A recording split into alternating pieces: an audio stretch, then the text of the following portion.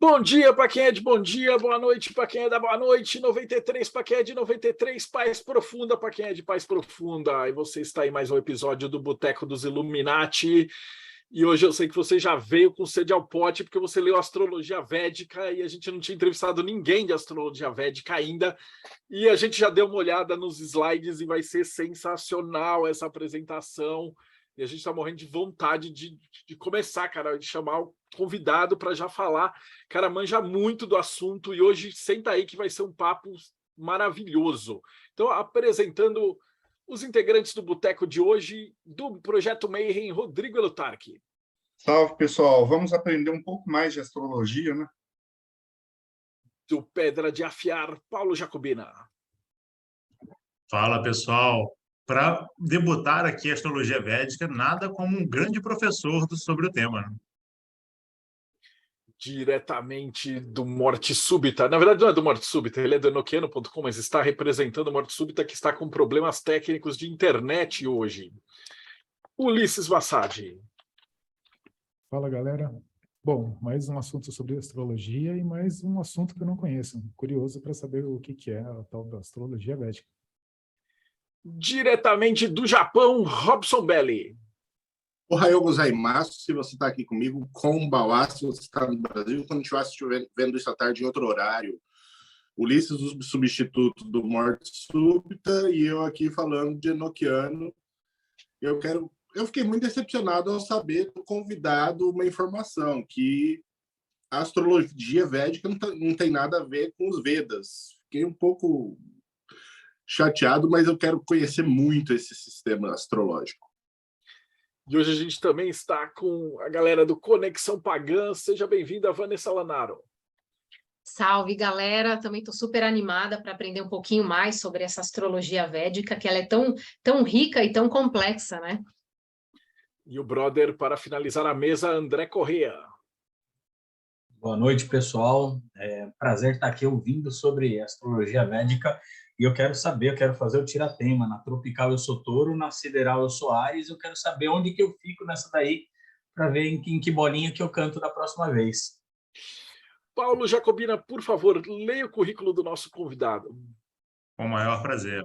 Guilherme Fortunato, ele é astrólogo e professor certificado pela Jyotisarada Shastra, pelo Instituto Sri Ganesha, Sapta Rishis e pela Academia Brasileira de Astrologia Védica.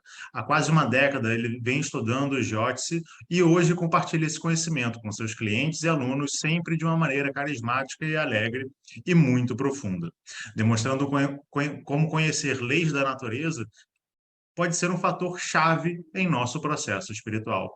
Seja muito bem-vindo, Guilherme. Boa noite. Muito bom estar aqui com vocês, compartilhando sobre astrologia védica, Jyoti, astrologia indiana, astrologia hindu.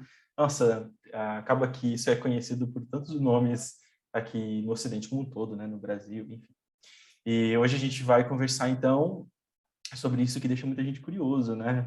Esse negócio que troca as pessoas de signos, os leoninos ficam bravos porque viram de câncer, os arianos viram de peixe, aí fica todo mundo em crise, não gosta da astrologia indiana, isso é falcatrua, né? O pessoal não gosta de ficar seguindo de água, enfim, etc. Isso vai ser massa, eu estou muito no aguardo, só que antes de tudo, quando você acabou de chegar, todos os nossos convidados passam pela primeira pergunta, que é como é que você veio parar aqui, cara? Então, tipo, um belo dia você era uma pessoa normal e aí, de repente, passou-se umas décadas e você está estudando astrologia indiana, cara. Conta pra gente como é que foi essa jornada. Muito bem. Bom, na verdade, assim, o que acontece, né? A minha mãe, quando era viva, né, ela já vem toda uma história ela era Yalorixá, né? Então, nasci num terreiro, né? Já tinha uma cultura de espiritualidade em casa, né? E desde criança eu tinha muito interesse por questões espirituais, por práticas espirituais e coisas do gênero, né? E logo quando, assim, eu comecei a ter consciência, assim, lá pelos 6, 7 anos de idade, a gente morava perto de um centro budista, né? E eu gostava muito de ir nesse centro budista e aprender sobre meditação, fazer as oficinas que tinham para crianças nesse centro budista. E ali eu conheci várias pessoas e eu fiz amizade com vários adultos que eu achava muito legais, né? E ali fui conhecendo um pouco da cultura oriental, que me chamou muita atenção também, como meditação e outras atividades artísticas do budismo tibetano que me chamavam muita atenção, como tantra e outras coisas, né? E aí, então, tinha aquela cultura africana em casa, mas também tinha aquele lado ali do budismo, meditação, arte oriental que me chamava a atenção. E segui, assim, interessado por isso, mais ou menos até os meus 10 anos, quando a gente já se mudou dali, a gente foi para uma região mais central de Porto Alegre, né, do estado onde eu nasci, no Rio Grande do Sul, aonde eu segui me interessando por esses temas e, de certa maneira, eu vou colocar aqui, assim, adotado por uma outra família, né, que foi a Sheila e o Ricardo e os filhos deles.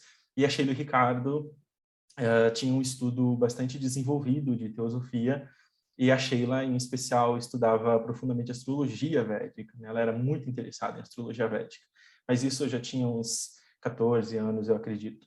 E aí ela fez o meu mapa védico, leu o meu mapa e achou interessante que no meu mapa tinha configurações que indicavam a possibilidade de eu me tornar astrólogo, e a partir dali ela foi me introduzindo, e dali eu fui conhecendo professores e fui estudando e fui me aprofundando, até que eu conheci os meus professores que de fato me passaram a linhagem dos ensinamentos da tradição, e depois fiz as minhas formações nas instituições mesmo, né?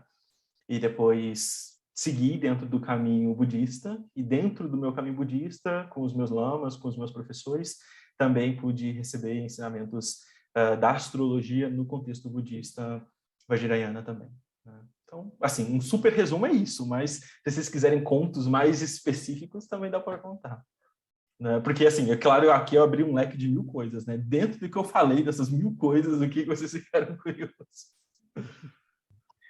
Cara, a gente não sabe nem por onde começar, porque a gente manja a galera aqui de astrologia. E a hora que você fala em astrologia védica, cara, você vai para a internet, tem muito picareta, tem muita bizarrice, tem muita esquizoterice. Então, eu vi que você preparou uma apresentaçãozinha, então eu acho melhor você fazer a apresentação antes, para colocar meio a base da coisa, e aí depois a gente formula as perguntas. Muito bem. Então, antes de eu apresentar para vocês os slides que eu trouxe, eu preciso dar algumas explicações, certo? Então, eu recebi por transmissão astrologia clássica, astrologia tradicional, tanto dos meus professores indianos, né? A astrologia indiana, ela é um dos conhecimentos que circula entre todos os darshanas, entre todas as visões e escolas indianas. Não tem uma escola que não utilize da astrologia de alguma maneira, né? Então, você vai ver todas as escolas indianas utilizando da astrologia de alguma maneira. Elas justificam a astrologia de formas distintas. Elas dão argumentações, explicações do porquês, dos comos de maneiras distintas, mas todos as utilizam. Então, os sábios, os jyotishans, os kalagna, os astrólogos, alguns deles são, por exemplo, Vaishnavas, alguns são Shaktas, alguns são budistas, e é muito interessante porque aí você vê um astrólogo budista que é discípulo de um Shakta, e esse é discípulo, por sua vez, de um Vaishnava. Então, a linhagem dos astrólogos é algo bem engraçada na história, né? E eu estou dando essas explicações por quê, né? Porque a maneira como eu vou apresentar a astrologia para vocês é a maneira tradicional, né? A maneira clássica. Porque mesmo hoje, no mundo moderno, já existe uma coisa que é chamada de neovédica, astrologia reinterpretada e um monte de coisas que eu, na verdade, acho que é um desserviço à astrologia indiana. E também quero dizer isso porque a maneira, a filosofia, as explicações filosóficas por detrás da técnica que eu aplico, elas vão estar de acordo com tanto algumas visões que eu recebi de alguns professores, quanto eu recebi de outros professores de tradições diferentes, mas eu vou apontar quando eu fazer isso, né? Olha, essa justificativa é dada pelos Vaishnavas, essa justificativa é dada pelos budistas, essa justificativa é dada pelos Shaktistas, quando surgirem perguntas nesse sentido, ok? Essa apresentação, ela é a apresentação da minha primeira aula que eu dou quando eu dou aula de astrologia, né? Então eu dou aula particular, de vez em quando eu faço alguns workshops. Eu, em geral, prefiro dar aula particular, porque o Jyoti ele é transmitido né? Em geral, de professor a aluno, em geral, se tem a tradição de transmitir um a um, né? O Jyotisha. Então, quando a gente vai formar um astrólogo, a gente ainda tenta manter essa tradição de ser um professor, um aluno. Mas de vez em quando eu faço workshops assim para apresentar a astrologia para o maior número de pessoas, mas para ambos os casos é esse material que eu vou apresentar para vocês hoje, certo? Então por isso que ele está num formato um pouco de aula, e eu vou tentar dar uma descontraída e não ficar tão aula, certo? Muito bem, eu vou compartilhar a tela aqui com vocês, se vocês me dão um ok se ela está aparecendo para vocês. Um segundo. Essa é a nossa primeira aula, né? Que eu uso, né, a apresentação da astrologia indiana. Ganei Wanchu é o meu nome budista, é o meu nome tibetano. Lua de Sabedoria é o projeto que eu tenho no Instagram, onde eu apresento a astrologia indiana como um todo e também dando enfoque à astrologia indiana na perspectiva budista, né? Tudo bem. Então, a primeira parte que eu vou trazer aqui é uma citação de um mestre budista, que ele também foi médico e astrólogo, né? E ele tem uma citação num livro dele chamado Upkura, e ele começa com a citação, ele tem uma citação muito interessante, né? Ele diz assim: nas tradições médicas e tântricas do budismo tibetano, a astrologia não é considerada superstição, mas sim uma ferramenta prática para entender e curar nosso corpo e mente nos níveis grosseiro, sutil e muito sutil. A gente está acostumado com uma astrologia bastante superficial, né? A gente olha para a astrologia hoje, fala sobre signo, característica de personalidade, e a gente usa isso para zoar as pessoas, a gente usa isso para saber se vale a pena ficar com alguém ou não, e coisas do gênero, né? E a gente, às vezes, não se pergunta de onde esse conhecimento surgiu, para que ele surgiu, e como que isso opera, né? A astrologia, ela tem ela tem um surgimento em vários povos, né? Não existe uma astrologia como a gente está acostumado. A gente está acostumado com astrologia. Mas a astrologia surgiu em vários pontos do planeta, né? A gente tem astrologias que surgiram aqui nas Américas, astrologia egípcia, árabe, persa, astrologia grega, helenista, né? Astrologia indiana, chinesa, tibetana, enfim. Aonde a mente começa a observar a natureza, começa a surgir a astrologia, né? Tem as astrologias que elas são focadas nas estrelas e no movimento das estrelas, astrologias que são focadas nas estações do ano, astrologias que são focadas em nada disso, né? Em números, numerológicas, como a astrologia chinesa, né? Ou seja, tem astrologia para todos os gostos e são percepções dos ciclos da vida, né? E elas são sempre uma alegoria sobre o ciclo das nossas emoções, das nossas perturbações. Elas são uma alegoria sobre os nossos ciclos internos, sobre como a gente fica passando de momento em momento. E como essas aflições que vão passando, elas podem, de alguma maneira, nos ensinar algo. Dentro da visão budista, a gente sofre, né, de 3 principais doenças que geram todas as outras, né? A gente sofre de apego, a gente sofre de aversão e a gente sofre de ignorância. E aí, essas 3 doenças principais geram todos os outros tipos de sofrimento que a gente experiencia na vida. E a astrologia, na perspectiva budista, ela é ensinada dentro de um dos ensinamentos que a gente chama tântricos, né? E essa palavra nossa no Ocidente ganhou uma conotação tão errada, mas uma parte mais fechada do budismo, que é chamada de Kala Chakra. Kala significa tempo e Chakra roda, ou seja, um ciclo de ensinamentos que vai falar sobre o tempo e a metáfora de como o tempo pode levar à iluminação, né? Ou seja, como entender os ciclos do tempo e do não tempo pode levar a gente a se iluminar. E dentro do Kala Chakra existe o Kala Chakra externo, interno e o secreto. Dentro do Kala Chakra externo é onde tem os ensinamentos que o Buda deu sobre os ciclos da natureza, o ciclo do planeta, dos planetas, dos astros, enfim. Todos esses ensinamentos que fazem parte do Kala Chakra externo são os ensinamentos de astrologia. E neles tem uma metáfora de como o movimento dos planetas, dos signos e tudo mais são uma representação da jornada da gente na vida, uma metáfora sobre o movimento das energias no corpo sutil e daí por diante. E dentro da perspectiva budista, então, a astrologia ela é utilizada para entender as aflições emocionais e mentais e, a partir do posicionamento do nosso mapa, por exemplo, como a gente otimizar o nosso processo de cura, que é, por exemplo, deixar diminuir nosso apego, diminuir a nossa aversão, diminuir a nossa ignorância, e assim ter uma vida mais amena, né? Uma vida mais alegre. O Varahamihira, ao que tudo indica, ele era Vaishnava, e era um dos grandes patriarcas do Jyotisha, né? Ele viveu por volta do século VI. Ele escreveu duas obras principais assim na astrologia indiana, que é o Brihad Jataka e o Brihad Samhita, né? São assim os grandes fundamentos do Jyotisha que nós temos hoje, né? E ele diz o seguinte, né? Assim como itens presentes na escuridão podem ser descobertos com uma lamparina, os auspícios e infortúnios resultantes de nossas ações em vidas passadas podem ser revelados por meio do Jyotisha.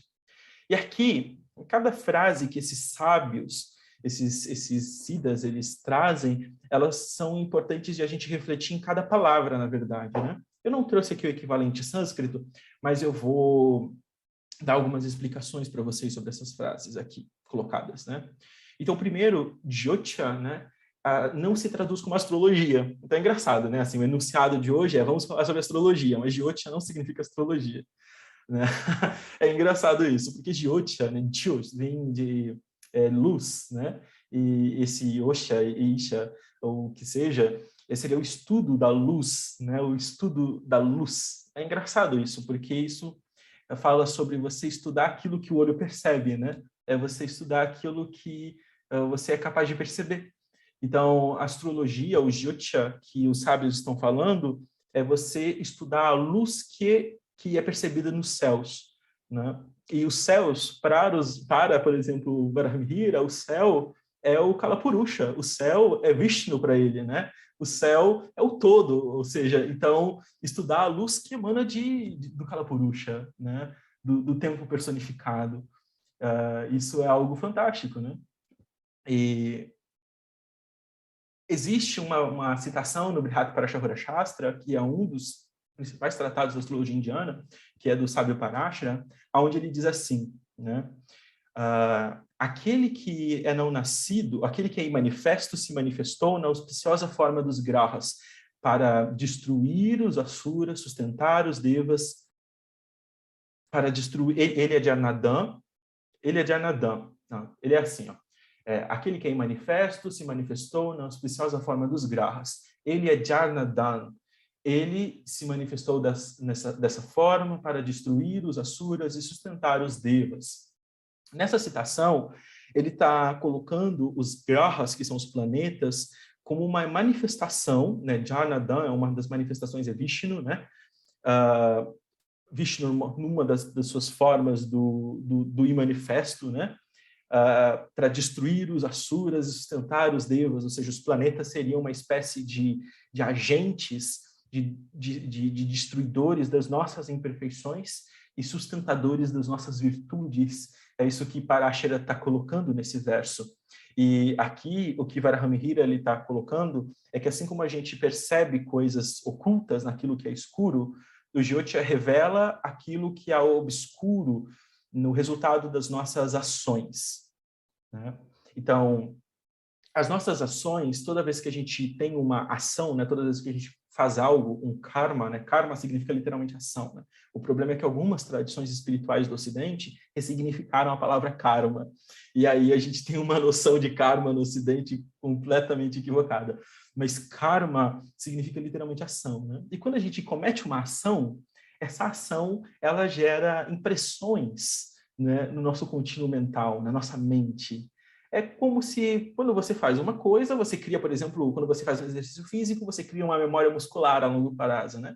Então, quando você comete muito uma ação física, pratica muito uma emoção, pensa muito uma coisa, você cria uma memória naquilo que vai passar dessa vida para outra.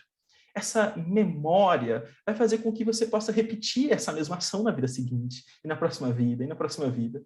E é como se você tem muitas dessas marcas de todas as vidas que você já teve.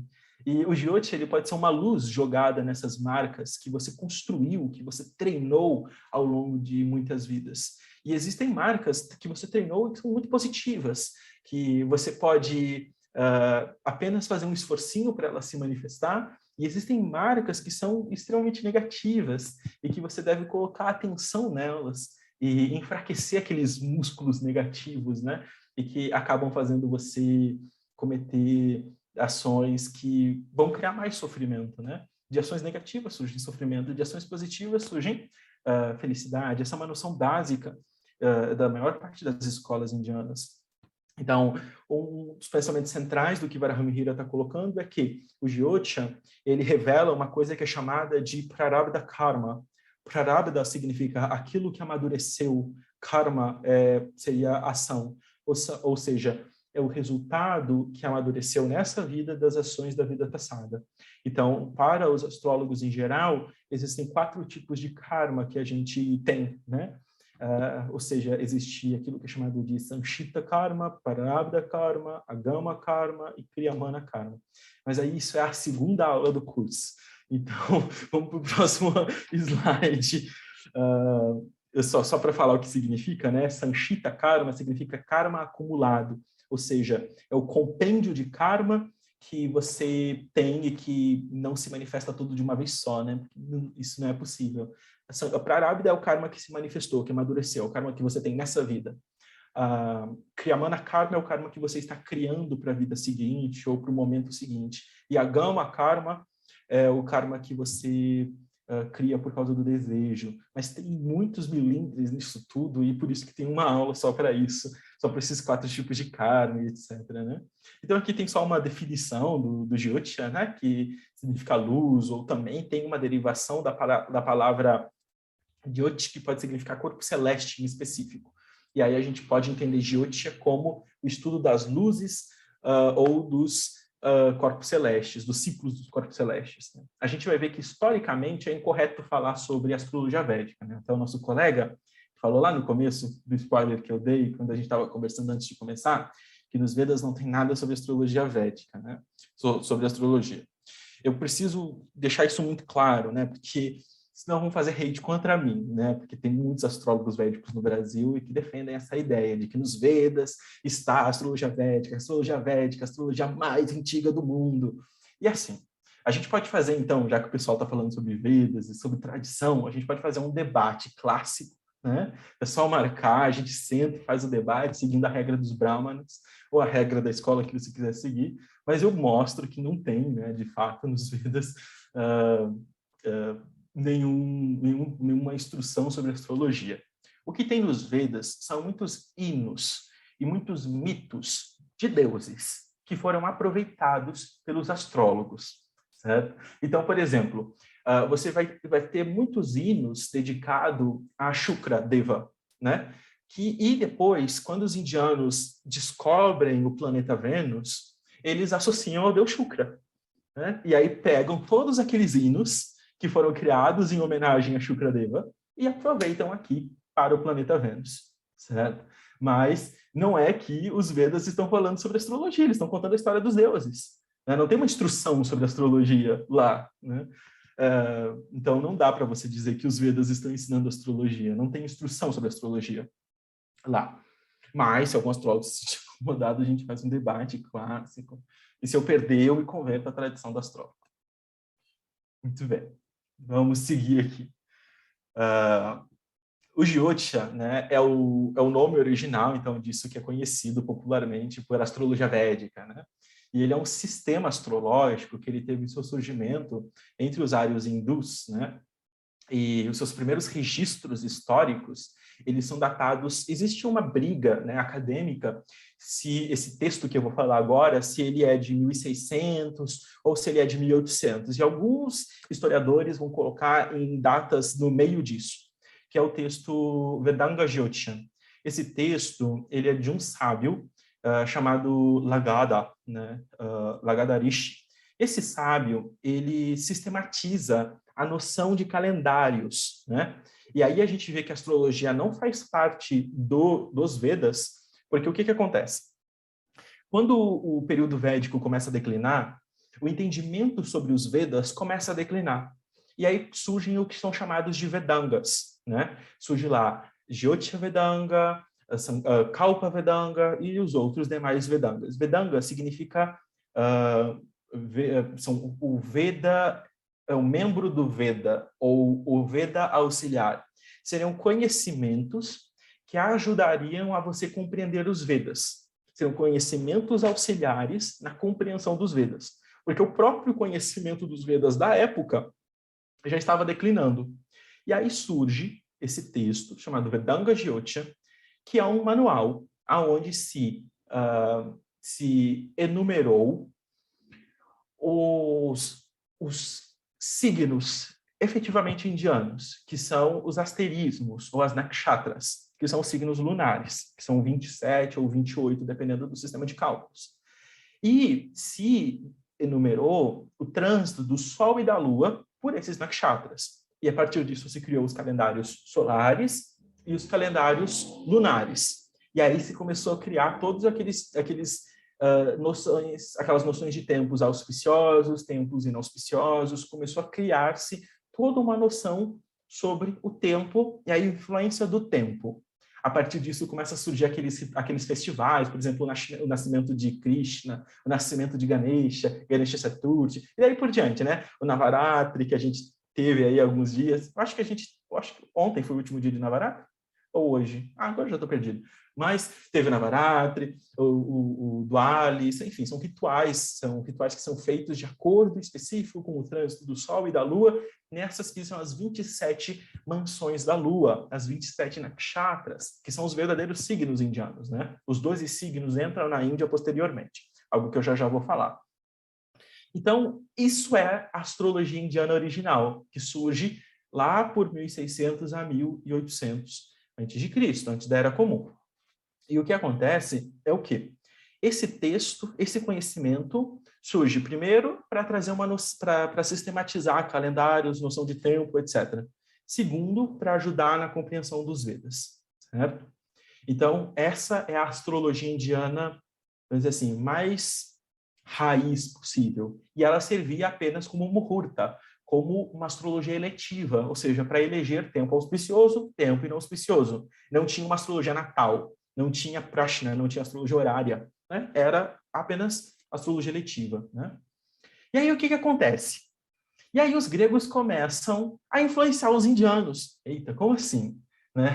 Então, no noroeste da Índia, os gregos e os indianos, eles trocaram muitas influências. Tanto que a gente tem lá os Budas de Gandhara, né?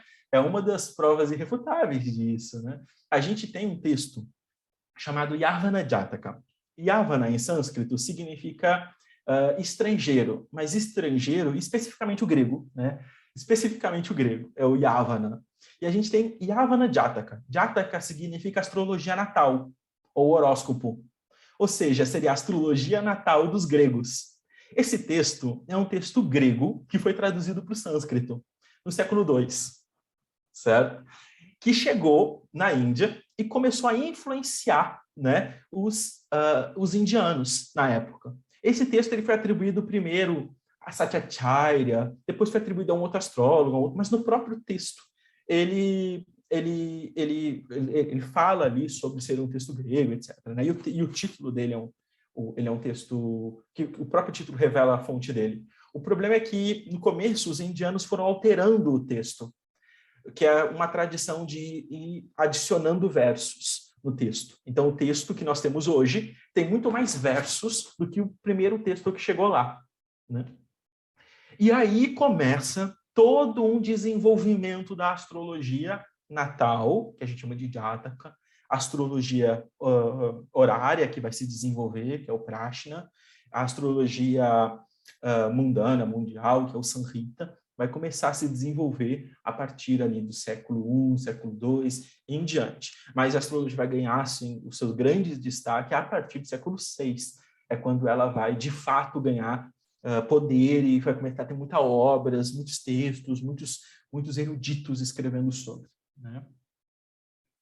Muito bem. Então, chamar a astrologia de védica, como ficou popularizado hoje, né, é historicamente incorreto, porque, bom, o primeiro argumento é que ela só começou a se desenvolver após o período védico, ou seja, o povo ario-hindu já não vivia nas margens do rio Sarasvati.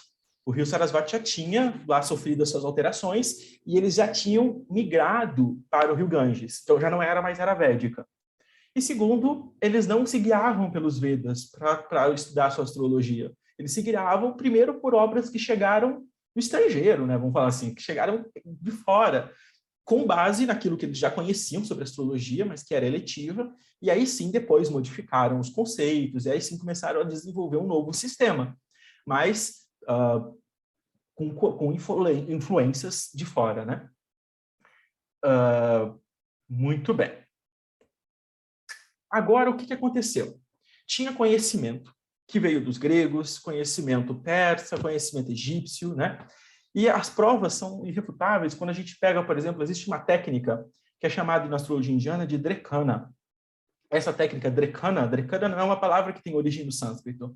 Drekana tem origem em Decan, que isso vem lá do Egito. Isso é a técnica dos decanatos, né?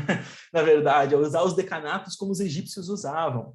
A gente usa uma técnica chamada Dwada Sancha, e ela é nada mais do que a dodecatemória de Ptolomeu, né? Então, a gente usa uma outra técnica, enfim, eu poderia ficar citando aqui um monte de coisa que prova que, na verdade, são influências externas.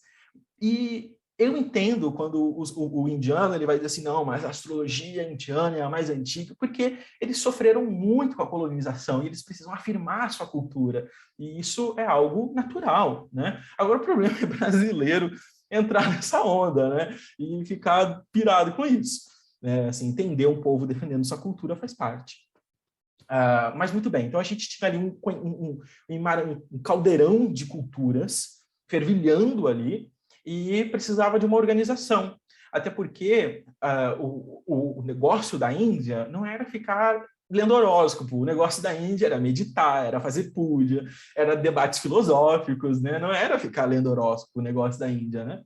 Então, os sábios disseram assim, não, a gente tem que organizar essa astrologia para que ela sirva aos nossos propósitos, que é todo o objetivo da escola do yoga, todo o objetivo dos Vaishnavas, todo o objetivo dos budistas. E aí surge uma obra que é atribuída ao Parashara, que é chamada do Brihat Parashara Shastra, né? Essa obra, às vezes, inclusive tem um dos meus amigos /professores traduziu, assim, todo mundo é meu professor, né? Assim, no sentido de todos os astrólogos védicos do Brasil, que são um pouco mais antigos, são meus professores, porque eu fiz curso com todos eles, né? Então, assim, basicamente quase todos são meus professores, mas todos são meus amigos também, né? Não são os meus gurus, né? Os meus gurus, efetivamente, são outros, mas são meus professores, de qualquer maneira. E tem um que traduziu o Brihat Parashara Shastra com o nome de Bíblia da Astrologia Védica, né? Eu fiquei muito de cara, eu briguei com ele na época, porque assim, poxa, cara, né? Traduzir com o nome de Bíblia da Astrologia Védica, o Brihat Parashara Shastra, né? Assim, poxa, cara, vai traduzir com outro nome esse diacho. Mas então, esse texto, ele é um texto muito controverso, o texto atual, eu não recomendo que ninguém leia, né? Eu compro o livro para ter, mas não leia. Né? Não porque a tradução não está boa ou qualquer coisa, mas o texto em sânscrito já é um texto totalmente corrompido, o atual que existe, né? Tem muitos estudos sobre isso, porque eu gastaria uma aula inteira para explicar o porquê disso, mas o texto de Parashara, ele é uma conversa do Parashara Muni com Maitreya. Maitreya perguntando a Parashara sobre astrologia, e aí Parashara vai revelando aquilo que ele recebeu de Vishnu sobre uma visão, né? E, na verdade, isso tudo é uma alegoria sobre duas escolas que se reúnem, né, para debater sobre como vão sistematizar a astrologia e como vão organizar a astrologia para fazer parte das diferentes visões astrológicas das suas épocas, né? O que acontece é que a gente vê depois que esse texto ele vai mudando conforme os séculos vão passando e ele vai sofrendo alterações substanciais e vai surgindo erros na sua escrita, né? E por isso que eu não recomendo que leia, porque tem muitos erros nesse texto atual. Então, você tem que conhecer muito sobre astrologia para ler ele e não cair em engano.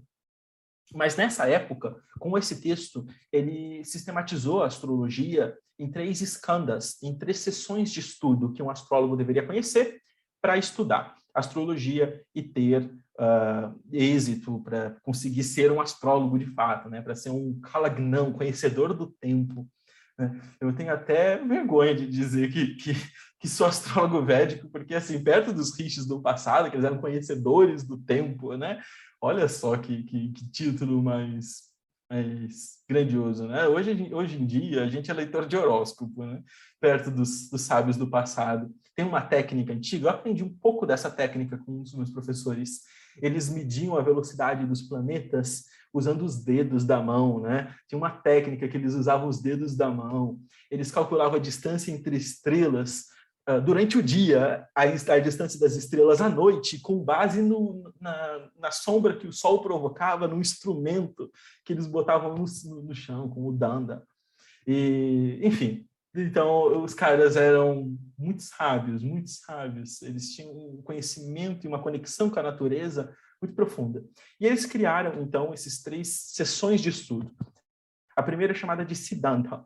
Siddhanta, em si, é uma palavra que é utilizada hoje em dia no sânscrito para filosofia.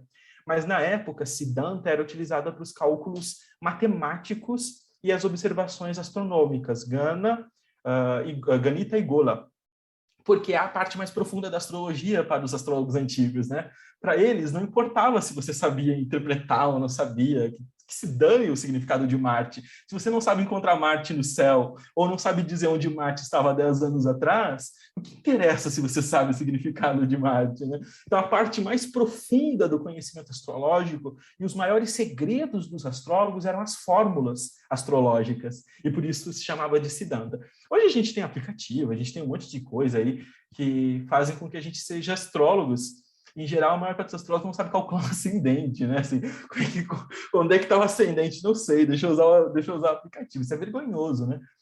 Os meus alunos que eu formo, professores, eu cobro algumas coisas de cálculo, respeitando o limite das pessoas hoje em dia, mas eu cobro, sim, algumas coisas que são importantes, porque não sei, assim, se você é astrólogo, você tem que ter conhecimentos mínimos sobre questões astronômicas e observação matemática, né? Sobre cálculos matemáticos e observações astronômicas, Ganita e Gola. A segunda sessão é Hora. E Hora é a sessão efetivamente natal, né? Onde vai ser estudado os impactos dos planetas, das casas, dos nakshatras, dos yogas astrológicos na vida humana. É interessante que na astrologia indiana, signo a gente não chama de signo, a gente chama de Irashi. Irashi significa outra coisa. Planeta a gente não chama de planeta, a gente chama de Graha, e Graha significa outra coisa. Graha significa controlador ou obstrutor. Casa a gente não chama de casa, a gente chama de Bhava, e Bhava significa experiência ou sentimento. Então, eu sempre tomo cuidado com traduções. Os nakshatras, que são os asterismos, yogas astrológicos, etc., né? E Hora é dividida em 3 subgrupos, né? Que é a astrologia horoscópica, que é Jataka, a astrologia horária. É dito que, isso eu de fato acredito, né? Que a astrologia horária iniciou com os indianos, e depois os árabes começaram a desenvolver a astrologia indiana, e realmente desenvolveram melhor que os indianos depois. E aí depois a influência voltou dos árabes para os indianos. Por que eu digo isso? Porque desde os primeiros textos indianos, a gente tem a presença de astrologia horária. E é algo que a gente não vê na astrologia árabe desde os seus primeiros textos, né? A astrologia horária ela começa a aparecer mais no seu período medieval. Então, mas a astrologia horária medieval, ela é muito melhor do que a primeira astrologia horária dos indianos, né? E depois quando Abu Mashar vai para a Índia aprender com os indianos, ele inclusive elogia muito quando ele vai escrever sobre a experiência dele na Índia, né? Abu Mashar é um grande astrólogo árabe. Ele vai falar sobre a experiência que ele teve na Índia, ele fala sobre quantos indianos conheciam técnicas como Revolução Solar, que é o Varshapala, eles conheciam sobre astrologia horária e etc., né? Isso porque na astrologia indiana já existia o Tajika Jyotia, e Tajika significa persa, ou seja, astrologia indiana persa. Engraçado, né? Já existia isso, né? Então, enfim. E tem a astrologia eletiva, que é o Muhurta. Se eu estiver falando muito, gente, a gente quer perguntar, vocês comecem a perguntar, tá? Porque aqui tem um monte de slide ainda pela frente. E aí tem o Samhita, né? Tem aqui um 4º item, Hora, que eu vou falar no Samhita, mas ele já entra aqui um pouco, que é um pouco dos nimitas. Eles são importantes durante Hora também. Quando a gente está fazendo uma interpretação astrológica para um cliente, para um consulente, para uma pessoa que procura o Jyotisha, um astrólogo, por exemplo, a gente leva em consideração os sinais da natureza, porque o astrólogo é aquele que interpreta tudo aquilo que suja os olhos, toda a luz que suja os olhos. Ou seja, se durante uma consulta astrológica começa a chover, isso tem um significado. Surge um arco-íris, a pessoa começa a tossir demais, coça uma parte do corpo, ela cai para frente, ela fica se balançando, ou surge um cachorro, um pássaro no céu. São os sinais, os nimitas, os sinais da natureza. É a vida se expressando. Isso tem significado para o astrólogo indiano, que é versado em nimitas. Isso não é todo astrólogo indiano que vai ganhar por transmissão dos gurus esse tipo de conhecimento. Mas existe esse tipo de conhecimento, né? Ele faz parte um pouco de Hora, mas ele é mais proeminente em Samhita, que é a astrologia mundial que a gente vai falar agora. Samhita é o terceiro skanda, é o terceiro grupo de conhecimentos dos astrólogos, e é o estudos sobre os fenômenos de impacto coletivo. Em geral, a astrologia mundial ocidental nem dá para chamar de astrologia mundial, porque o que, assim, com todo respeito aos astrólogos, o que os astrólogos fazem é pegar as regras da astrologia natal e aplicar a astrologia mundial, que é, fazem o mapa natal de um país e interpretam com as mesmas regras de astrologia natal. Pegam os trânsitos e interpretam com as mesmas regras de astrologia natal. Isso não é astrologia mundial, pelo menos da perspectiva indiana. Pela perspectiva indiana, o que se estuda é o efeito dos meteoros, o efeito dos eclipses, as chuvas de estrela. Se estuda os efeitos de fenômenos que acontecem no céu e que impactam o mundo. Fenômenos que acontecem na natureza e que impactam o mundo, né? Não se estuda o mapa do nascimento de uma nação, não se faz isso. O que se faz, às vezes, se pega a capital da nação, nossa, vou ensinar técnica demais, mas, basicamente, um rápido exercício se pega a capital do país em questão, se pega quando o Sol entrou no 0 grau de Áries, ou seja, sideral, a gente usa o sistema sideral, já vou falar sobre isso, mas a gente usa o sistema sideral quando o Sol entrou no 0 grau de Áries, e se usa a capital como base e se monta o céu daquele ano, para estudar o significado daquele ano. Porque um povo, uma nação não é estática, pouco importa quando que a nação teve sua independência, pouco importa para a perspectiva indiana. Importa aquela revolução solar ali, como que vai ser aquele ciclo do Sol, né? Porque o mundo é dinâmico, o mundo muda todo o tempo, as pessoas mudam, a mente muda. Então, na perspectiva indiana, importa sempre uma visão do que está acontecendo agora, do que vai acontecer depois, no ponto de vista dinâmico. Muito bem. E se estuda profundamente os nimitas, os sinais da natureza, que é o que eu estava falando, que é os vulcões em erupção. Por exemplo, tem um significado interessante, eu vou soltar essa, se alguém fizer uma pergunta sobre isso, talvez eu não responda e eu vou explicar o porquê. Por exemplo, durante uma eleição, se um meteoro cai no país que está acontecendo uma eleição, isso significa que o presidente não se reelege. Ou, por exemplo, quando está acontecendo uma eleição e acontece uma chuva de estrelas, isso representa que o presidente se reelege. Durante o período de votação, por exemplo. São significados que os antigos astrólogos perceberam sobre essas coisas, né? Mas por que eu não vou comentar sobre isso? Quando a gente começa a estudar Samhita, o primeiro voto sobre Samhita é o seguinte, agora todo mundo vai pesquisar isso, né? Nesse momento as pessoas estão digitando no Google, teve meteoro nos últimos dias, quando aconteceu uma chuva de estrelas. Pois é, gente. Bom, se as pessoas não tiveram essa ideia, eu acabei de dar ideia também, né? Mas, bom, por que eu não vou comentar sobre isso, caso me façam muita pergunta sobre astrologia mundial?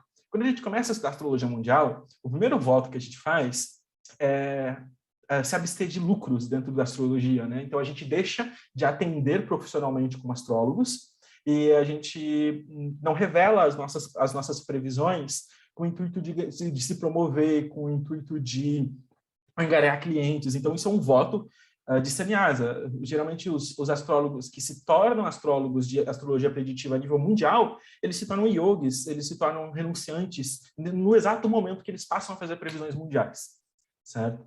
Então, por isso que eu não vou comentar sobre isso, porque não tem esse voto, né? Então, eu estaria quebrando com a tradição que eu estaria falando sobre a astrologia mundial para me promover. Muito bem. E se utiliza muito na astrologia mundial também os Svapnas. Então, como ele já se tornou um renunciante, os sonhos dele são sonhos premonitórios. Então, os sonhos são utilizados de maneira onde o símbolo do sonho tem significado, onde todo o enredo do sonho tem significado, né? Mas dentro de astrologia horoscópica, os sonhos também têm significado para o astrólogo, né? Principalmente quando o astrólogo ele é versado em yagnas, em pujas, e tem o seu sadhana, porque aí isso já faz parte do seu sadhana, né? Os sonhos já fazem parte da sua interação com a sua prática espiritual. Então, muito bem. Bom, em termos práticos, né, o Jyotisha, ele estuda os tattvas, né, as verdades claras da natureza, né? Ele estuda o kala, o prakriti e o karma. Ou seja, o kala é o tempo, o prakriti é a realidade fenomênica, a natureza fenomênica, e o karma é o ciclo das ações e reações. Basicamente, o que o Jyotisha estuda é como o ciclo de ações e reações, o karma, modifica a natureza fenomênica, o prakriti, ao longo do kala, ao longo do tempo. E como isso impacta o quarto tattva, que é o jiva, que é o ser vivente, e como que isso gera um resultado no jivatma, né? No jivatma não, desculpa, no o quinto, eu vou esquecer, porque nem da minha tradição o quinto, né? Na minha tradição não tem o quinto, mas, se eu não me engano, é o Paramatma, sim. O Paramatma, que é aquele que abrange todos os jivas, né? Os jivas, o Jivatma, ele tem conhecimento finito, né? Enquanto o Paramatma ele tem conhecimento total.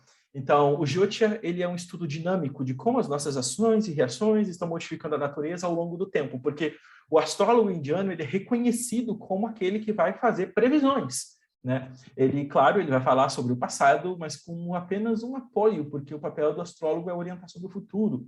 E o astrólogo que não prevê, pelo menos dentro da tradição indiana, é um astrólogo enganador, né? Dentro da tradição indiana, o astrólogo que não prevê é um astrólogo enganador. O que prevê meio ensaboado, assim, sabe?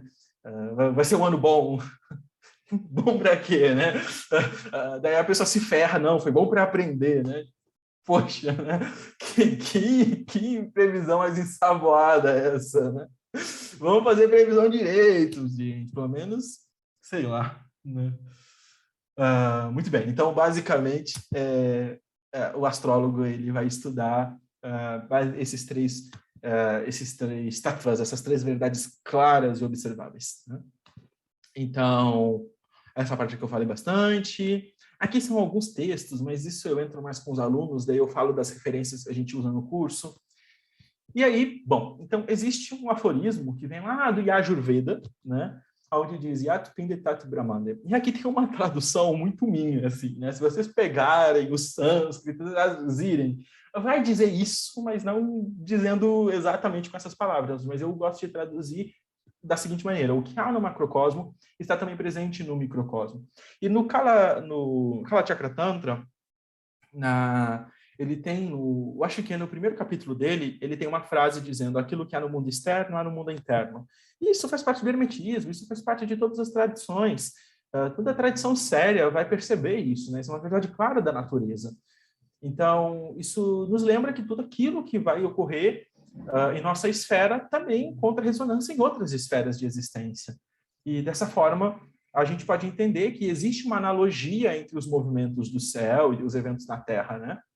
Que é utilizada como base do Jyotisha, né? Tornando uma sabedoria uma ciência sagrada. O Jyotisha, ele não se coloca como uma ciência.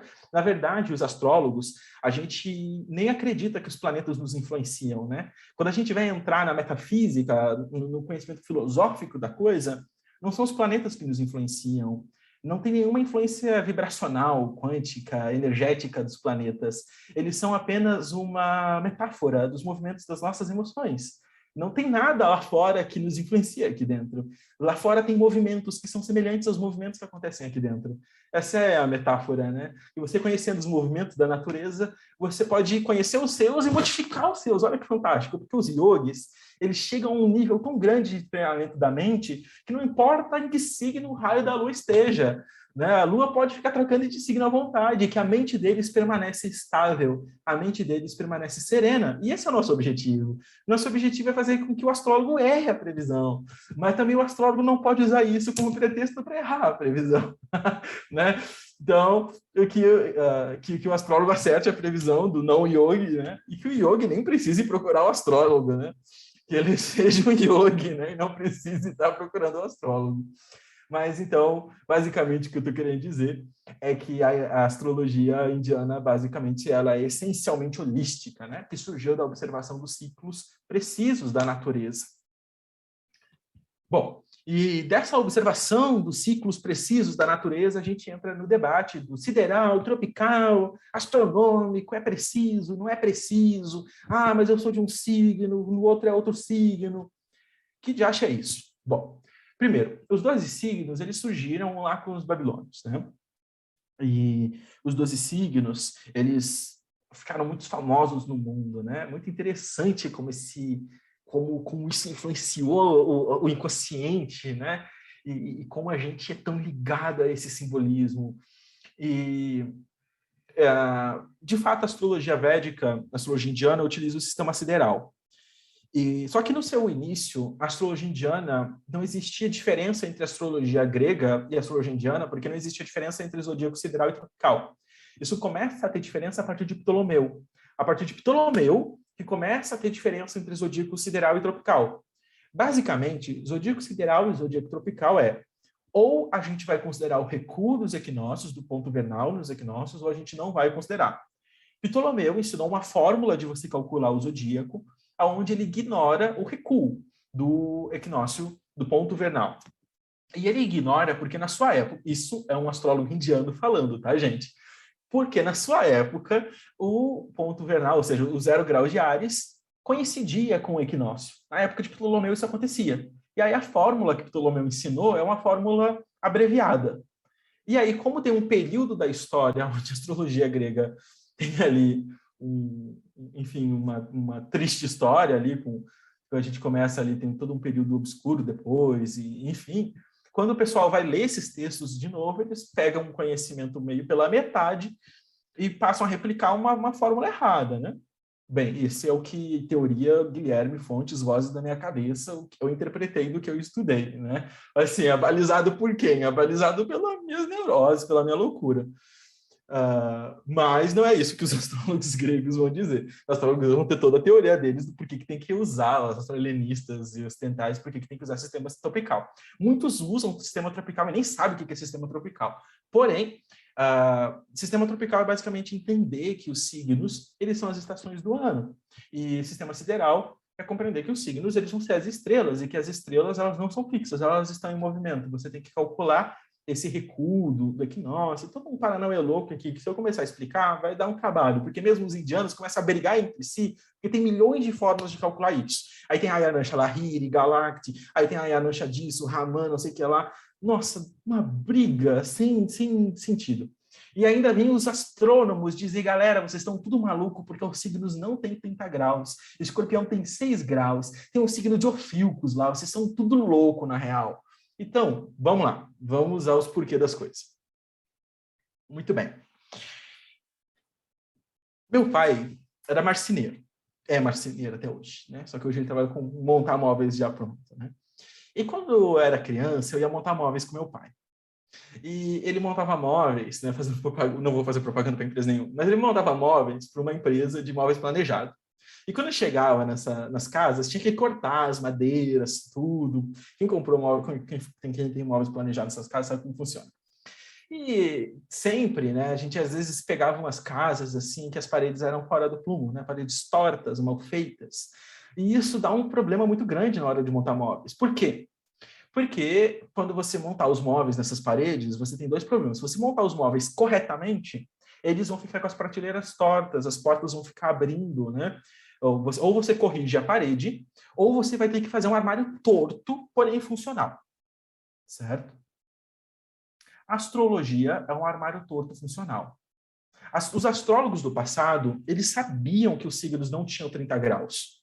Acontece que os astrólogos do passado, eles não tinham laser, né? Eles não tinham telescópios fantásticos, computadores de alta tecnologia para medir a distância de uma estrela a outra com extrema precisão, né? Eles não tinham tanta tecnologia assim. Como eu disse, eles mediam a distância das estrelas no dedo, gente, né? Mas assim, mesmo assim, se a gente pega os primeiros textos, você vai perceber, tem um texto chamado Surya Siddhanta, um outro texto, enfim, tem vários e vários textos de matemáticas fantásticos. Existem fórmulas por exemplo, existe um astrólogo chamado Ramanuja. Ramanuja, as fórmulas dele foram utilizadas para jogar um monte de sonda no espaço pela NASA, né? Ramanuja, essas fórmulas ele recebeu de Lakshmi, numa visão que ele teve, né? E essas fórmulas de Ramanuja foram utilizadas para lançar telescópio e sonda e não sei mais o quê. Cara, fantástico, né? Então, o que acontece? Os astrólogos, eles registraram que os signos, eles eram irregulares.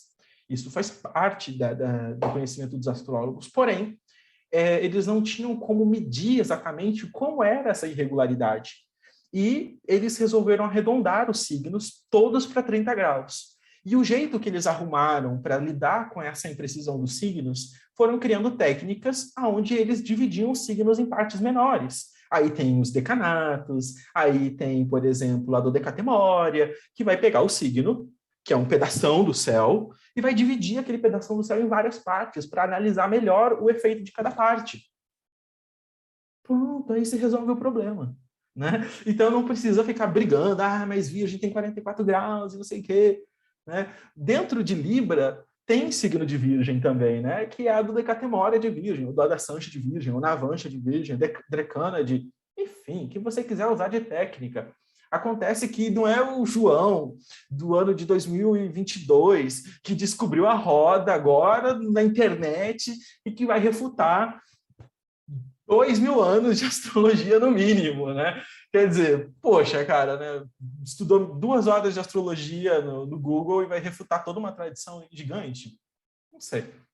Mas, bom, o que eu estou querendo dizer para vocês é que existem muitas técnicas que surgiram ao longo dos séculos para lidar com essas imperfeições, sabendo que elas existem. E se o astrólogo de hoje não conhece essas imperfeições, não sabe que elas existem, é porque ele não foi treinado em Siddhanta. Ele não foi treinado em observação astronômica e cálculo matemático. Porque se ele tivesse sido treinado nisso, ele saberia dessas imprecisões. Ele saberia das fórmulas e equações necessárias para fazer essas correções. Por exemplo, o pessoal fica falando de era de aquário e usando o zodíaco tropical. O que não faz nenhum sentido. Porque para você falar de era de aquário, você tem que usar o zodíaco sideral. Quer dizer, não faz sentido você falar, né, do eixo, do eixo das precessões. Fala da exceção do equinócio, fala do eixo de precessão, e aí ignora, se faz de louco da precessão na hora de calcular o zodíaco, né? Quer dizer, considera, sabe que tem um eixo lá de precessão, e aí na hora de calcular o zodíaco fecha os olhos. Não sei, estou só provocando. Eu sou ariano, nas 2 astrologias eu sou de Áries, então eu tenho a mania de ficar provocando as pessoas. Me desculpem, se vocês quiserem me xingar, me xinguem também. Mas muito bem. O zodíaco sideral e tropical, ambos são extremamente funcionais, na verdade. O que acontece? Eu estudei os 2 zodíacos, e a verdade é que eles falam sobre coisas diferentes. O zodíaco tropical, ele está falando sobre as estações do ano, enquanto o zodíaco sideral, ele está falando sobre as estrelas e sobre uma outra coisa. O jeito que um astrólogo indiano interpreta é completamente diferente do jeito que o grego interpreta, porque eles se adequaram à sua realidade. Então, as técnicas que começam a surgir no período medieval e posterior a isso, na astrologia moderna, elas se adequam à realidade que existe ali, com o céu que ele observa, e começa a desenvolver uma técnica própria para aquilo, enquanto o indiano, ele se adequa à realidade que ele tem. E as técnicas surgem no contexto do céu que ele observa. Eu não dou os mesmos significados para Áries que um astrólogo ocidental. E o jeito que eu interpreto o ascendente, eu utilizo Bhava, Bhavesha, Karaka, eu utilizo técnicas que o astrólogo ocidental vai dizer assim, que é isso? Né? Por exemplo, eu digo, então, são realidades completamente diferentes. Então, uma pessoa que, numa astrologia, era de Leão e na outra virou de Câncer, na verdade não tem significado nenhum, porque ele continua sendo de leão, né? Ele não se travestiu de uma astrologia para outra, deixou de ser a pessoa que era. Não, ele continua sendo de leão naquela astrologia, naquele sistema, naquela realidade. E usa aquele sistema, aquela realidade para interpretar daquele jeito. E na outra astrologia ele vai interpretar de outro jeito. É como uma pessoa que pega 2 tarô para jogar e faz a mesma pergunta para os 2 tarôs. Aí um tarô dá um arcano, outro tarô dá outro arcano. Nossa, um tá mentindo. Vamos queimar esse aqui que veio do grego aqui, porque esse aqui eu não gosto dele. Esse aqui veio da Índia, eu acho que ele é mais antigo, eu acho que ele tá falando a verdade. Então, faz sentido isso, né? Não faz nenhum sentido isso, né? Ou esse aqui me agradou mais, esse arcano aqui ele é mais bonito, né? Ele parece que respondeu melhor a minha pergunta. Então eu vou desconsiderar o outro, eu vou ficar com esse, né?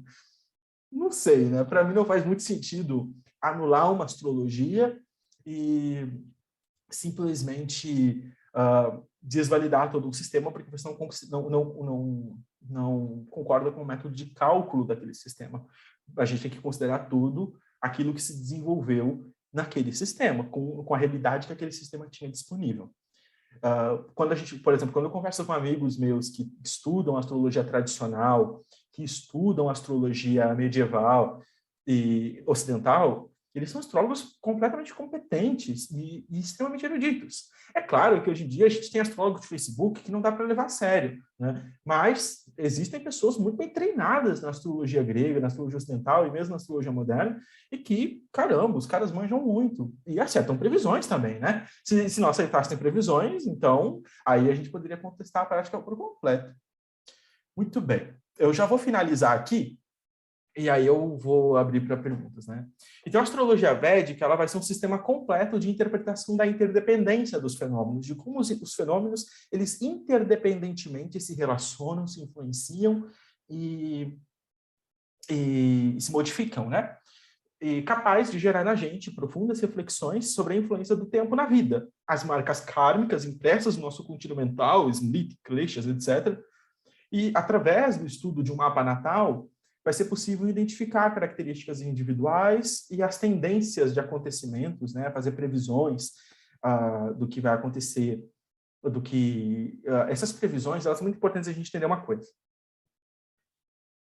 Existe o Prarabdha Karma, que é o karma que a gente tem para amadurecer nessa vida, e existe o Agama Karma e o Kamya Karma, né? Que a gente está criando nesse momento, né? Então, eu posso ter, sim, um karma muito negativo para se manifestar nessa vida devido a ações negativas que eu cometi. Mas nessa mesma vida, eu tenho capacidade de criar ações extremamente positivas e viver também os resultados delas.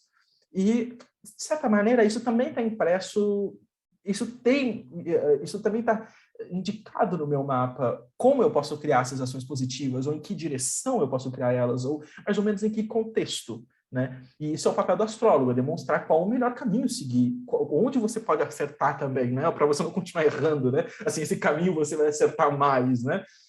Para que a ação positiva que esse indivíduo cria nesse momento alivie o sofrimento que ele está passando, ou que ele vai passar. Então, o astrólogo ele vai elucidar sobre o sofrimento, quando a previsão é ruim, ele vai elucidar sobre o sofrimento, mas ele vai passar o paya. O paya significa meio hábil. Meio hábil, nem sempre é você ficar recitando mantra, usar cristal e o anel mágico e não sei o quê. Isso nem sempre é meio hábil. Meio hábil, às vezes, é a pessoa que é preguiçosa a fazer exercício físico. Isso é um meio hábil para evitar doenças, né? O astrólogo, às vezes, vai dizer isso na consulta. Olha, você pode ter uma doença em abril do ano que vem e o meio hábil é você fazer caminhadas. Olha que legal.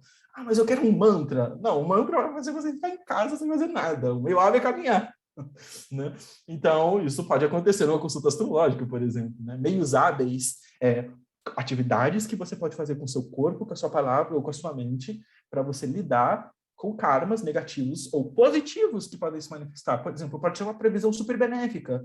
Olha, você tem um acontecimento aqui super positivo para um período X da sua vida que fala sobre elevação de status, sucesso na carreira. Então, já que isso vai acontecer, você pode utilizar desse meio aqui para potencializar isso, para fazer com que isso se torne algo maior, algo mais positivo.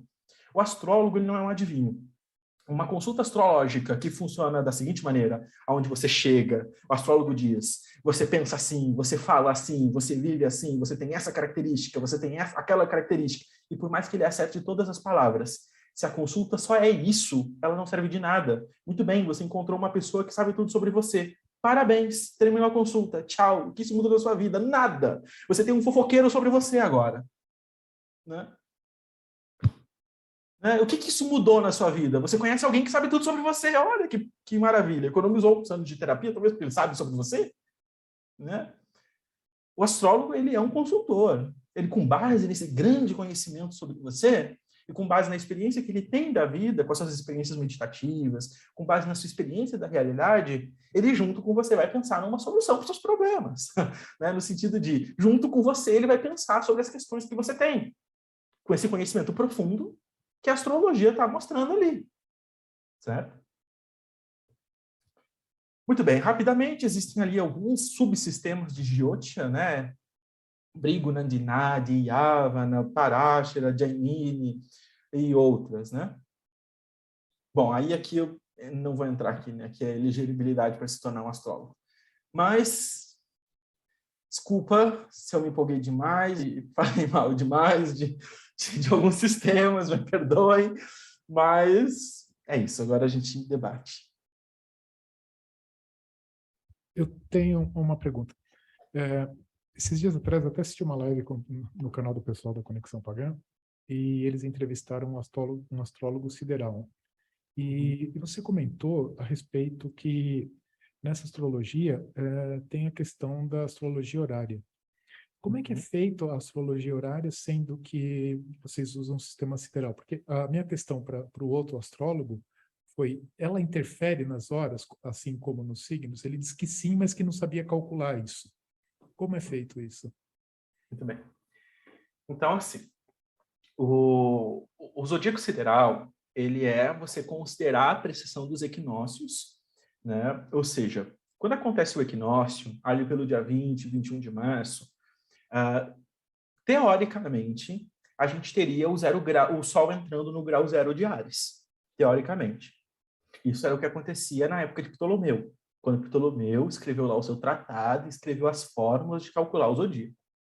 Entretanto, astronomicamente, o que se notou é que acontece o equinócio e o Sol não está mais em 0 graus de Áries. O Sol está ainda em Peixes. Ou seja, o ponto vernal não está coincidindo com a entrada do Sol em Áries. Está acontecendo um recuo.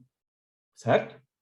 E toda vez que o tempo passa, ou seja, a cada 72 anos, esse recuo do ponto vernal, que é o 0 grau de Áries, e o equinócio, está aumentando um minuto, um grau, agora eu não sei, 72 anos eu acho que é 1 minuto.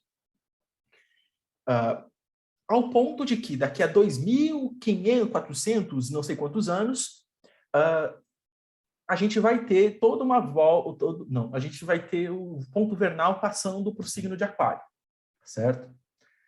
Só que a gente já está na metade do processo aí. Acho que um pouco mais da metade, não faço ideia, gente. Agora de cabeça, assim, eu teria que pegar aqui a aula de Ayanansha.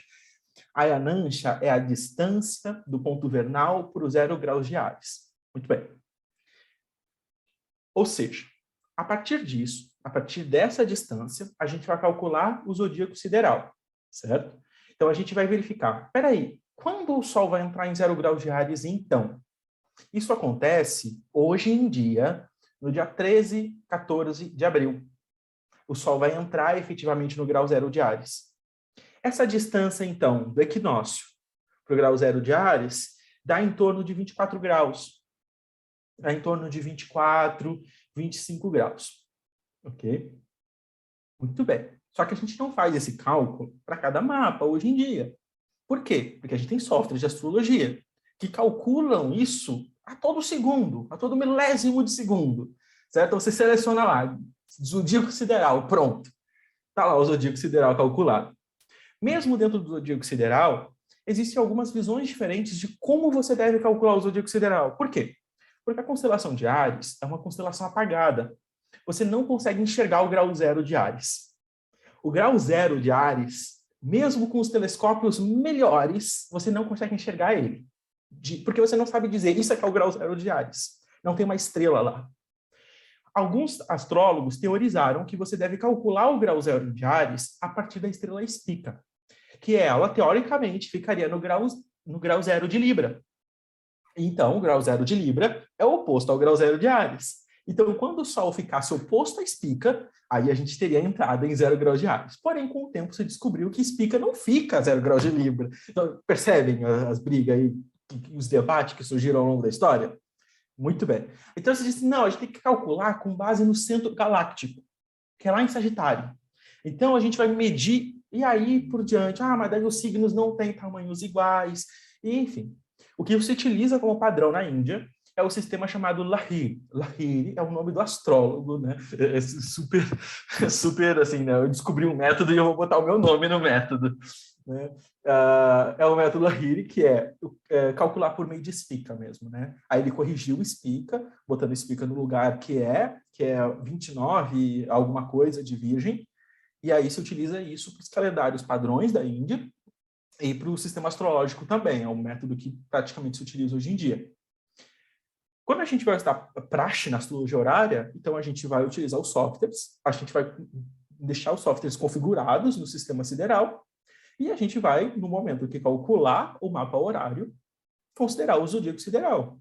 Basicamente isso, certo? O mapa horário, sempre vai haver uma discussão. Que momento é o momento de eleger o mapa horário? O momento que a pessoa faz a pergunta? O momento que o astrólogo tem disponibilidade? No sentido do que eu estou falando, quando o astrólogo não está com a pessoa, né? Por exemplo, você fez uma pergunta aí, mandou por e-mail a pergunta para mim, e aí, quando que o mapa horário nasceu, né? Quando que a questão nasceu? Ela nasceu quando você fez a pergunta, quando eu li a pergunta, quando eu posso ver o mapa da pergunta, né? Quando que a pergunta nasce, né? Sendo que, assim, na astrologia indiana tradicional, o mapa nasce quando você oferecer uma flor sobre o papel que eu vou desenhar o mapa. Olha só, complicou, né? E aí, como é que a gente vai fazer com essa flor? Você vai mandar a flor pelo correio? Né? Então, complicou o BO, né? O que a gente acaba fazendo é, quando você tem clareza sobre a pergunta e consegue formular ela para mim, é quando a pergunta nasceu. Porque você é o perguntador, não interessa quando que eu li. A questão é sua, né? Então, quando você isso o meu professor me ensinou, ok? Tem astrólogos da tradição indiana que fazem diferente. O que o meu professor me ensinou é isso. Não sei se era isso que você perguntou. Não, por exemplo, na astrologia convencional, na tradicional, você tem, por exemplo, as horas planetárias. Então, tem hora de Mercúrio, hora de... Tá, entendi. A pergunta não era sobre astrologia prática, era sobre as horas dos planetas. Isso, entendi. As horas dos planetas. Se tem, porque na pergunta que eu fiz para o astrólogo... com base nas horas caldaicas, com a hora da velocidade dos planetas, segundo o sistema caldaico. É o mesmo da astrologia ocidental, porque tem origem no sistema caldaico. Tá. Que o outro rapaz ele tinha dito que mudaria, mas que ele não saberia calcular. Não muda. Entendi. O que muda é o Titi-Pravesha, mas isso é outra coisa, ele confundiu. Existe um sistema chamado Titi-Pravesha, mas isso é outra coisa. As horas planetárias são exatamente iguais, que tem origem na velocidade no sistema caldaico. Legal, valeu. Pode... Quem mais tem pergunta? Guilherme, quando a gente estuda a astrologia ocidental, a gente tem um mapa, a gente tem um desenho que ele vai ter lá as 12 casas, mas na Védica a gente vai ter o mapa norte, o mapa sul, a gente tem essas variáveis.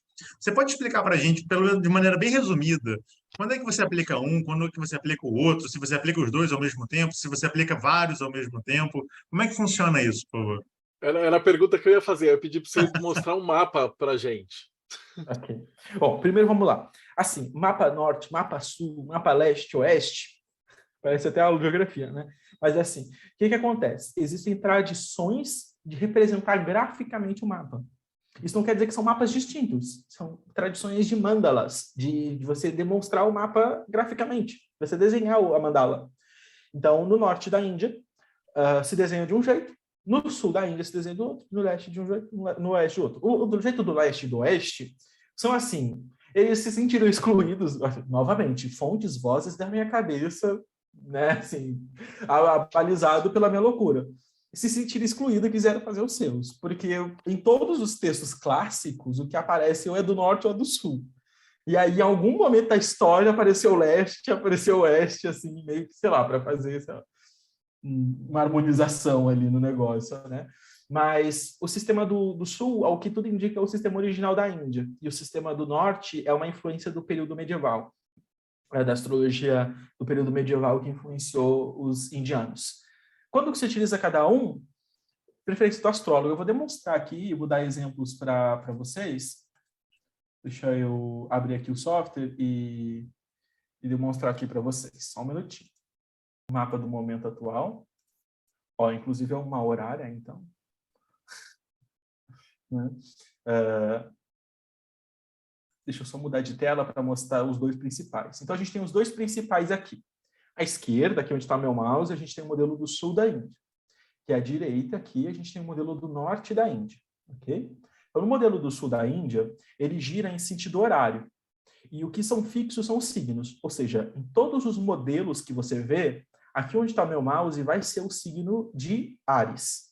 Aqui, o signo de Touro. O que vai mudar são as casas. E elas sempre vão começar, o ascendente sempre vai ser onde tem um risquinho. E aí você pode ver que aqui está aparecendo os números, são os números das casas. Ok? No modelo da direita é o modelo do norte. E ele gira em sentido anti-horário. E aqui o que é fixo são os signos. Desculpa, as casas. Ou seja, aqui onde está o meu mouse, sempre, em todos os mapas, vai ser a casa 1. Aqui a 2, a 3, a 4, a 5 e assim por diante. E o que vai mudar são os signos. Então, aqui tem touro, mas poderia ter Áries, ou Gêmeos, ou qualquer outro signo. Ok? Então, num, os signos são fixos. E no outro, as casas são fixas. Ok? Ele tem uma perspectiva mais do macrocosmo, outro do microcosmo. Uma representa melhor o céu sideral e outro o céu terrestre, né? Porque as casas, elas são o céu terrestre. E os signos, eles são o céu sideral, né? Eles são o espaço, efetivamente. Né? Quando que se utiliza cada um? Gosto do astrólogo. Meus professores utilizam do sul, alguns. E eu penei para aprender com eles, porque eu sempre fui acostumado a usar o do norte. E quando você está acostumado a usar o do norte, você vai se relacionar com o do sul, dá um embananamento na cabeça. Mas depois, com o tempo, você acaba usando os dois e dá jeito, você acaba se acostumando. Ok? E aí? Agora faltou a pergunta mais importante, que é como é que a gente te acha. Muito bem. Então, assim, eu, além de dar aulas particulares, além de dar workshops, eu acho que inclusive esse mês eu vou dar algum workshop em algum final de semana, ainda não sei quando, mas eu vou divulgar no meu Instagram. O meu Instagram é esse que está aparecendo na tela, @luadesabedoria_, né? Eu tenho um canal no YouTube também, que eu não posto vídeo há séculos, mas tem alguns vídeos de astrologia indiana lá, que é Guilherme Fortunato, né? Vocês vão digitar lá, Guilherme Fortunato, Giotia, e vai aparecer uns vídeos lá, muito mal editado, mas o conteúdo eu acho que é um pouco razoável, assim, mediano. E quem está com interesse, assim, para conhecer um pouco sobre astrologia, e assim, num ponto de vista nerd, né? Porque os vídeos são um pouco maçantes mesmo, porque eu não sei falar sobre astrologia indiana, assim, no raso. Eu acabo falando, como eu fiz hoje, né? E aí, quem está interessado, tem lá alguns conteúdos, tem alguns vídeos, onde eu ensino, inclusive, algumas técnicas de interpretação, de análise. Então, lá no YouTube tem algum material gratuito interessante. No Instagram, eu posto alguns textos também. Eu estou fazendo uma série sobre os ascendentes na perspectiva indiana. Então, eu já estou no signo de Sagitário. Então, quem já sabe o seu ascendente na astrologia indiana, pode ir lá ver se eu já falei sobre o seu ascendente, ler. Estou escrevendo com bastante interpretação, então pode ir lá e ver. Mas quem quiser fazer mapa comigo, né, quiser fazer mapa natal, ou fazer as previsões anuais com Vachapala, Revolução Solar e outras técnicas que eu uso, como, enfim, quiser fazer mapa natal, Revolução Solar, mapa horário, enfim, serviços astrológicos, me procura no Instagram, tem lá tem meu WhatsApp, tem meu e-mail, tem tudo aqui nesse @, você vai encontrar todos os meus contatos e vai conseguir conversar comigo. Né? No YouTube também, nos comentários, sempre tem nos destaques em descrição, sempre tem todos os meus contatos. E eu posso botar agora, enquanto você está assistindo, eu boto aqui no chat para vocês. Não, maravilha. Guilherme, eu vou deixar para você que está assistindo, a gente está aqui na descrição do vídeo, como é que você acha, Guilherme. Pô, Guilherme, foi massa pra caramba, você tem que voltar para para a gente falar mais disso aí, que é muito louco, assim, bem diferente. E acho que ficou bem claro, né? A ideia é um bom ponto de partida. Tipo, eu não manjava absolutamente nada de astrologia védica, e agora que você falou, faz todo sentido do mundo, assim, ele encaixa e assim, só explodiu cabeças, né? E com certeza você vai voltar. Então, eu vou começar circulando. Então, Paulo Jacobina, então, suas considerações. Bem, Guilherme, muito obrigado pela aula introdutória, né, na verdade, porque só colocou a sementinha da vontade de fazer o curso. E, dentre várias coisas que você comentou aqui hoje, a gente pode destacar que é a importância da gente conhecer em profundidade as coisas, se conhecer, mas, acima de tudo, colocar as coisas em práticas para a gente poder se transformar também, né? E uma ótima forma de você aprender isso é com a prática filosófica. Se inscreve no canal do Pedra de Afiar no YouTube, youtube.com/Pedra de Afiar, para ter mais noções sobre essas práticas e como... E se você gosta de ler, né, vai no Clube de Autores e procura pelo meu nome, Paulo Jacobina. Lá você vai encontrar 6 dos meus livros e uma ótima leitura. Espero que goste dos vídeos e até a próxima. Robson Belli, considerações finais. Uma aula bem instrutiva, muita coisa para pensar realmente, né? E se você gosta de praticar magia e não quer depender tanto assim da astrologia, o enoquiano é uma arte mágica que não está tão vinculada assim à astrologia quanto à tradição salomônica. Conheça em enoquiano.com.br e entre lá no nosso canal. Quase todo mundo é bem-vindo. Guilherme, eu fiquei com a impressão que a gente tem uma porrada de magia planetária. E aí, agora que você passou o negócio do védico, eu fiquei pensando, mas é um outro assunto. Eu vou esperar o Thiago vir e você volta de novo e a gente vai te bombardear com outras perguntas sobre magia planetária, né? Ulisses, considerações finais. Justamente a minha pergunta foi pensando nisso.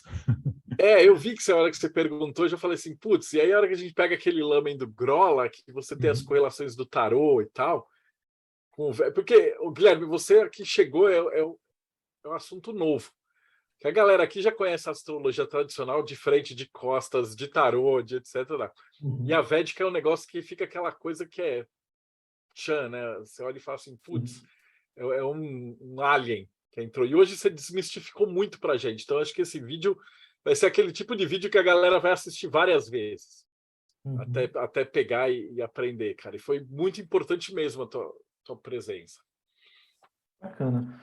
Mas só falando rapidamente desse tema que você falou, quando eu falei dos upayas, que são os meios hábeis, é como o indiano vai falar da magia planetária, da magia astrológica.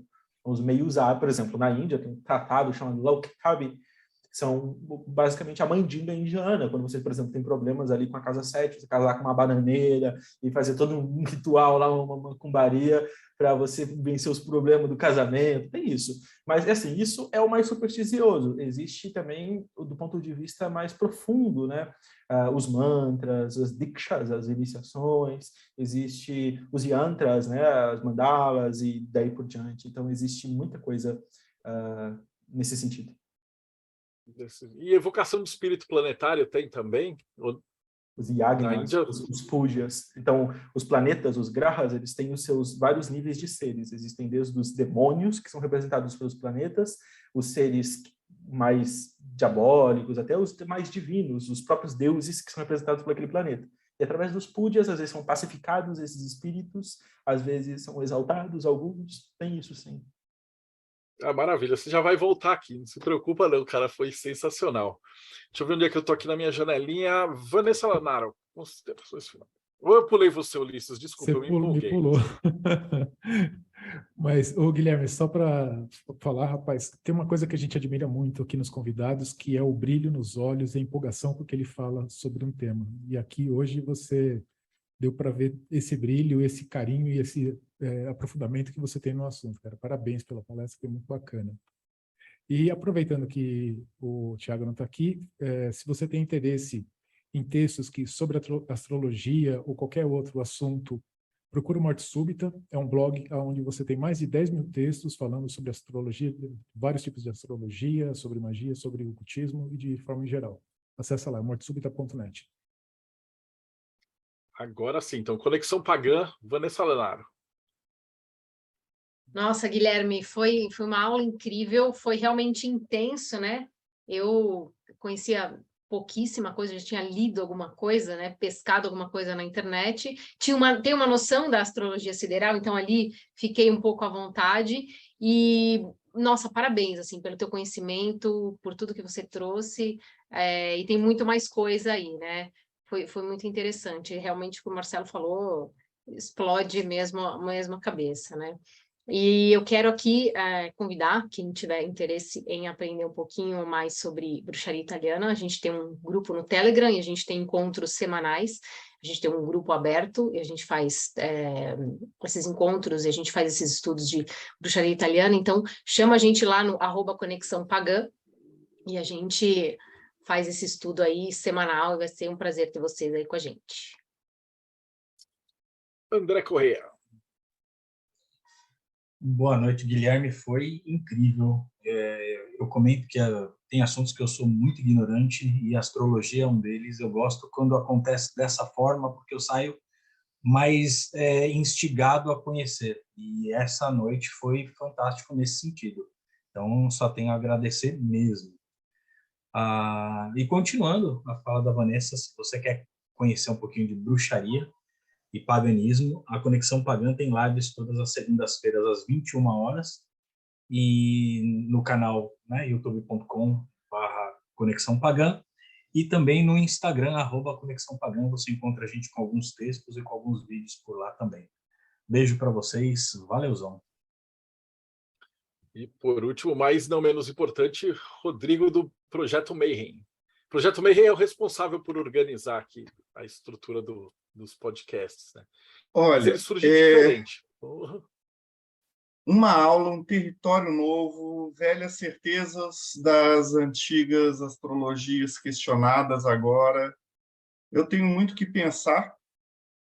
O pessoal que entrar aqui no catarse.me/TDC vai ter acesso ao Projeto Mayhem e, por exemplo, nesse vídeo, ele vai para o Vimeo primeiro.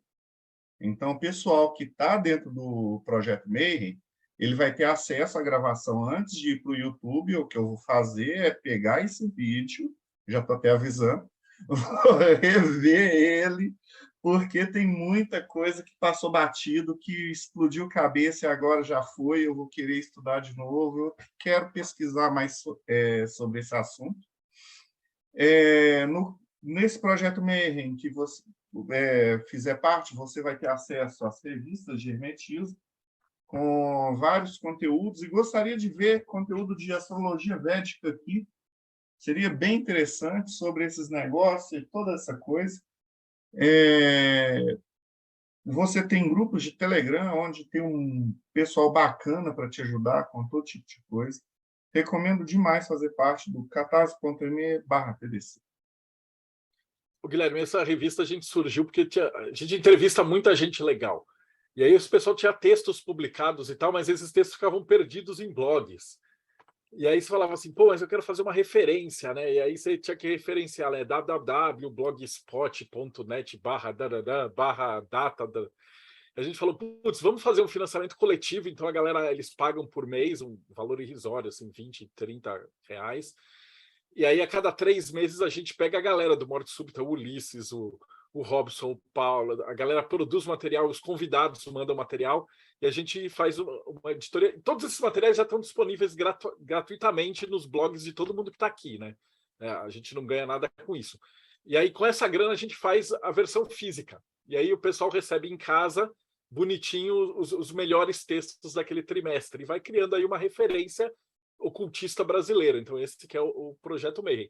E você é super bem-vindo agora. Então, a partir de agora, se você não tiver nada a fazer de terça, quinta ou sábado, às 9 horas, você pode colar aqui e aí você faz que nem a gente vai fazer pergunta para o próximo entrevistado.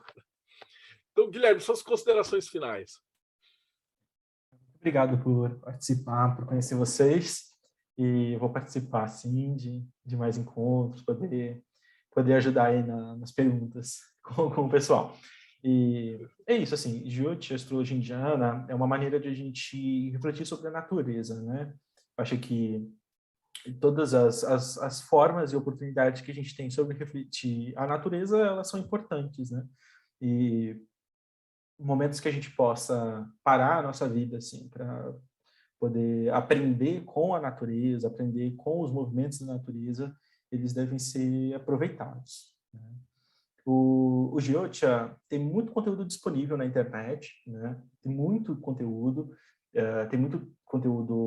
bom e tem muito conteúdo ruim, né? Mas tem alguns bons astrólogos produzindo conteúdo.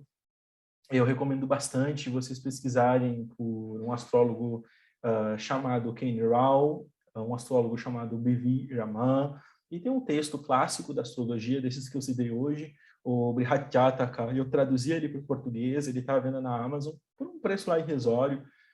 Ele estava de leitura gratuita também, mas aí tem uma leitura apenas online no site da Academia Brasileira de Astrologia Védica. Não tem como baixar, não tem como fazer cópia, mas lê apenas online gratuitamente. Ou se você quiser comprar a versão e-book dele, tem na Amazon, Brihatyataka. É um desses primeiros textos clássicos da astrologia indiana. Você não vai aprender muita coisa, porque ele é em shloka, ele é um formato de sutra, né? Então, é difícil. Mas, se você quiser ter um contato assim, com a astrologia raiz, assim, com os versos iniciais que revelam o significado dos planetas, dos signos, das casas e das primeiras técnicas que foram desenvolvidas pelos indianos, e a essência da astrologia indiana, eu recomendo que comece por ali. Por isso eu traduzi esse texto para línguas brasileiras e recomendo vocês lerem, é importante. Desperta na nossa mente coisas que são úteis, né, para esse aprendizado. Então, novamente, agradeço vocês, agradeço a atenção e dedico que, geralmente, a gente diz que esses momentos de reflexão sobre a natureza, eles geram uma energia positiva, eles geram um punha, e eu dedico que esse punha sirva para que todos nós possamos, sei lá, desenvolver um pouco mais de virtude, felicidade, e que a gente use essa atenção que a gente desenvolveu agora para anotar os detalhes da vida que a gente não nota normalmente. Muito obrigado. Fechou com chave de ouro. E para você que acompanhou, a gente sempre esquece, mas segue o canal, não esquece, dá like, toca o sininho, porque como a gente produz entrevista de tipo 1h30, 2 horas, de temas complexos, então a gente não faz vídeo mastigadinho de 15 minutos, boquetão e tal, o YouTube não nos ajuda, então você tem que se ajudar para a gente te ajudar. Então segue o canal, essa aqui já é entrevista 370 e alguma coisa. Então, se você curtiu, cara, tem mais 370 caras do naipe do Guilherme para falar de todos os assuntos que você puder imaginar dentro do ocultismo e do hermetismo. Então, fuça o canal, dá uma olhada nas playlists, assina o canal e aí a gente se vê no próximo Bate-Papo Mayhem.